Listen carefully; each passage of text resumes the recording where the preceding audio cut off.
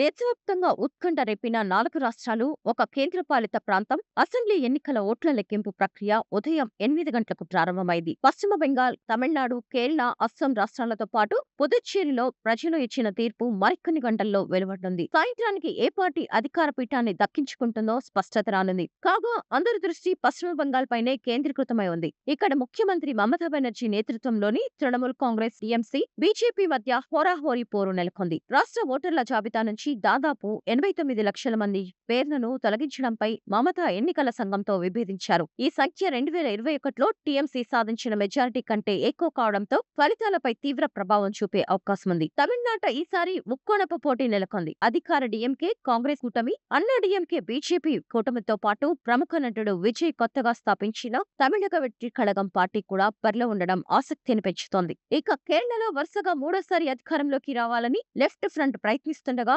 కాంగ్రెస్ నేతృత్వంలోని యూడీఎఫ్ గెలుస్తుందని exit polls అంచనా వేశాయి. అయితే ఎగ్జిట్ పోల్స్ అంచనాలు తరచూ తప్పుతుంటాయి. అస్సాంలో బీజేపీ హ్యాట్రిక్ విజయంపై ఆశలు పెట్టుకోగా, పుదుచ్చేరిలో ఎన్ రంగస్వామి నేతృత్వంలోని ఏఐఎన్ఆర్సీ మరోసారి అధికారాన్ని నిలబెట్టుకోవాలని చూస్తుంది.